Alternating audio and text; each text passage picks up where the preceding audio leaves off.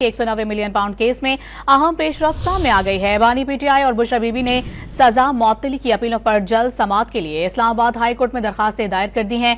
दरखास्त में क्या मौक़िफ़ अपनाया गया है, बताएंगे हमें डॉन न्यूज़ के नुमाइंदे ताहिर नसीर। जी ताहिर। देखिए, 190 मिलियन पाउंड केस में बानी पीटीआई और बुशरा बीबी की जल्द समाअत की दरखास्तें दायर की गई हैं। बैरिस्टर सलमान सफदर के जरिए इस्लामाबाद हाई कोर्ट में दरखास्तें दायर की गई। दरखास्त में कहा गया कि सजा मौतली की दरखास्तों पर जल्द समाअत की जाए। 17 जनवरी को सजा हुई, 27 जनवरी को अपील फाइल कर दी।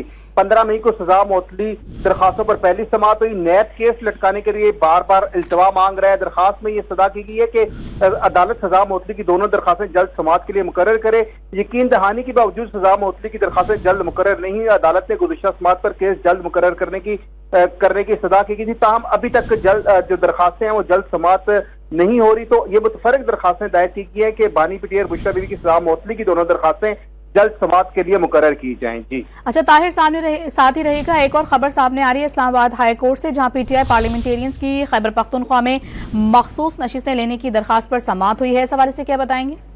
जी देखिए, पीटीआई पार्लियामेंटेरियंस की केपी में मखसूस नशिस्तें हिस्से के मुताबिक मुतफरक दरखास्त पर समाअत इस्लामाबाद हाई कोर्ट के जस्टिस इनाम अमीन मिनहास ने की। दौरान समाअत दरखास्त गुजार के वकला अदालत में पेश हुए, जबकि पीटीआई पार्लियामेंटेरियन के मरकजी सेक्रेटरी जनरल मलक हबीब नूर भी अदालत में पेश हुए। वकला ने अदालत को आगाह किया कि 2 जुलाई को इलेक्शन कमीशन ने नोटिफिकेशन जारी किया। इलेक्शन कमीशन ने खवातीन की मखसूस नशिस्तों को मिसकैलकुलेट किया। वकला ने यह सदा की कि हमें हमारे हिस्से के मुताबिक केपी में मखसूस नशिस्तें दी गई, जिस पर अदालत ने इस्तफसार किया कि 2024 का नोटिफिकेशन क्या मुअत्तल है।